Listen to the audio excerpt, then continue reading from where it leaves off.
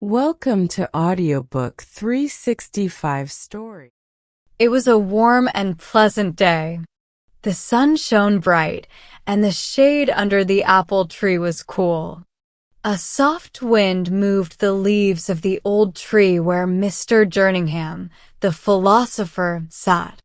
He was reading a big book on his lap. Sometimes the wind turned the pages, and he got annoyed, fixing the pages to find his place again. The book was about philosophy, written by a friend of his. Mr. Jerningham enjoyed finding mistakes in it and writing notes in the back of the book.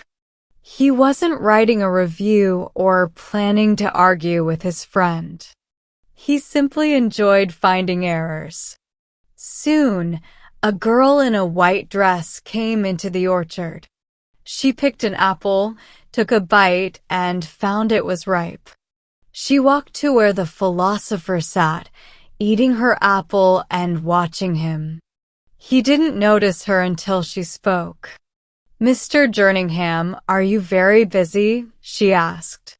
He looked up with his pencil in hand. "Not very, Miss May," he said. "I need your advice," she said. "Just a moment," he replied, finishing his note. Then he closed the book and looked at her. The girl sat down in front of him. "It's an important question," she began. "Please don't tell anyone," I asked. "And please don't look at me while I'm talking." "I won't tell anyone, and I wasn't looking, but I'll make sure not to," he said politely. She pulled at some grass nervously. Suppose a girl had two men in her life. One of them really loved her and... The philosopher interrupted. "Wait, let me write that down." "What did he do?" "He asked her to marry him," the girl explained, a bit annoyed. "Oh, of course," said the philosopher, realizing his mistake. "The girl likes him well enough, and her family likes him too," she said. "That makes it simpler," said the philosopher, nodding. "But she's not really in love with him. She doesn't care for him that much. Do you understand?" "Yes, that's very common," said the philosopher. "Now, suppose there's another man. Wait, what are you writing?" "I just wrote V for the second man," he explained, showing his notebook. She looked at him, half annoyed but smiling a little. "You really are impossible," she said. "Anyway, the other man is her friend. He's very clever, really clever, and also good-looking. But don't write that down. That's not very important," he agreed, crossing out handsome, but leaving clever. "And the girl admires him so much. She thinks he's the greatest man ever. She'd give anything to, she paused. "I'm listening," said the philosopher, ready with his pencil. "She'd think it was the best thing in the world if she could be something to him," she said. "You mean, marry him?" he asked. "Yes, of course," she replied. "All right, I see. And then?" asked the philosopher. "But," the girl said, pulling at some grass, "the other man doesn't think much about these things. I think he likes her." "He doesn't dislike her?" asked the philosopher. "Shall we say he doesn't care much?" "Yes, maybe. He doesn't really think about it. But she's pretty. You don't need to write that." "I wasn't going to," said the philosopher. "She thinks life with him would be perfect. She believes she could make him very happy. She would be so proud of him." "I see. Go on." "And she thinks that if he ever thought about it, he might care for her. He doesn't care for anyone else, and she's pretty." "You already said that." "Oh, did I?" Anyway, most men care about some girl, don't they? Most men do, agreed the philosopher. So what should she do? It's not real, Mr. Jerningham. It's from a book I read, she added quickly, blushing. I see. A very interesting case. The question is, should she marry the man who loves her, but whom she only likes as a friend? Yes, just a friend. Or the other man she loves. Wait, he hasn't asked her, she interrupted. True. Let's imagine he does ask her. Then she'd need to think about which choice would bring more happiness. No, you don't need to figure it out like that. I know what she'd do if the other man asked her. You think. Never mind what I think. Just take it as I said. One man has asked her, and the other hasn't. Got it, said the philosopher. Without B, would A be a good choice for her? Asked the philosopher. Yes, I think so, she said. So, she would be fairly happy if she married A? Yes, but not perfectly happy because of B, she replied. Of course, because of B. But still, some happiness, right? Maybe, she said softly.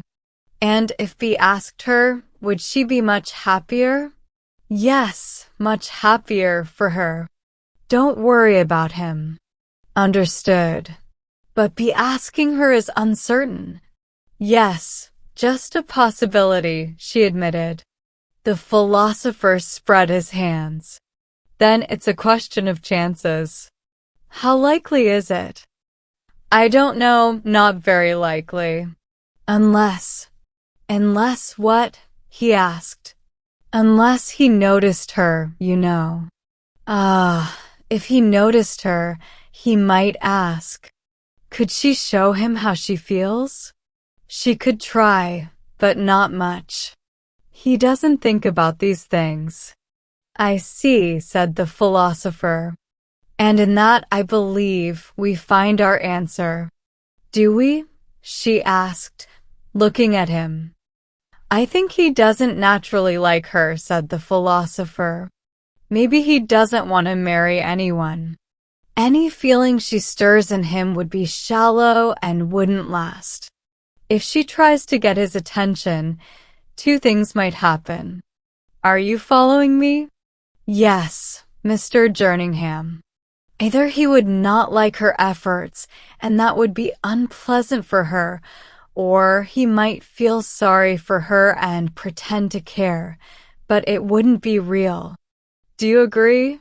Yes, unless he truly started to care for her, she said softly.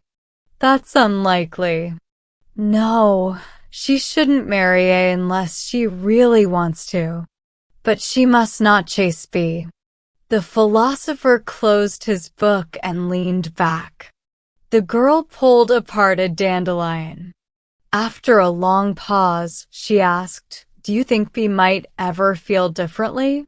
It depends on the man. If he's busy with his work and doesn't need women's company. Yes, that's him, she said, biting a daisy. Then no, his feelings probably won't change. Should she marry A? She asked. On the whole, yes. A is a good man who loves her truly. She likes him, and her feelings might grow. She'll forget about B and make A a good wife. If this were your story, I'd have her marry A and call it a happy ending. A silence followed. Then the philosopher asked, Is that all, Miss May? Yes. I hope I didn't bore you. I enjoyed it very much. I didn't know novels could be so interesting. The girl turned her head to look at the paddock, her voice soft. Do you think B might feel sorry later, after she married A, if he found out how much she cared for him? If he's a gentleman, yes, he would regret it. I mean, sorry for himself. That he lost something so special. That's possible, said the philosopher. He might never find anyone to love him like that again, she said, still gazing at the paddock. Probably not, agreed the philosopher. And most people like being loved, don't they? She asked. Yes, it's something almost everyone wants, he replied. She gave a small sad smile. He'll grow old and have no one to care for him.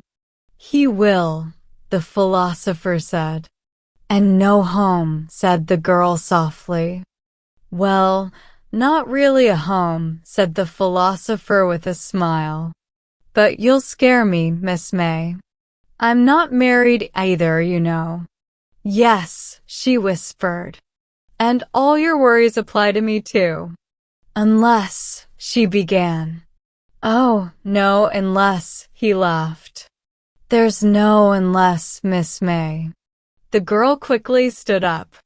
She looked at him for a moment, her face turning red as if she wanted to say something. But the philosopher was looking past her, staring calmly at the sunny field. Sunshine is such a beautiful thing, he said. Her blush faded and she grew pale. Without a word, she turned and walked away slowly, her head low. The philosopher heard the sound of her dress in the grass and watched her for a moment. A pretty and graceful girl, he said with a smile. Then he opened his book again, marked a page, and went back to reading. By the time he finished the book, the sun had moved westward. He looked at his watch. Goodness, it's 2:00. I'll be late for lunch. He quickly stood up and hurried inside. At lunch, his hostess complained, everything is cold. Where have you been, Mr. Jerningham? In the orchard, reading, he replied. And you missed May. Missed Miss May? What do you mean? We had a long talk this morning, a very interesting one. But you weren't here to say goodbye. She left on the 2:00 train. How could you forget? Oh no, I forgot. How silly of me, he said, feeling embarrassed. She told me to say goodbye to you, his hostess added. That's very kind of her. I can't believe I forgot, he said. His hostess looked at him, sighed, smiled, and sighed again. Do you have everything you need? She asked. Yes, everything I could want. Thank you, he said, sitting down with his book propped against the loaf of bread. She didn't tell him that the girl had run upstairs, hiding her teary eyes after coming back from the orchard. The philosopher had no idea that he had unknowingly refused her unspoken feelings. Later, as he read, he paused and said, I'm really sorry I missed Miss May. That was such an interesting case. But I gave the right advice, the girl should marry A. And so she did.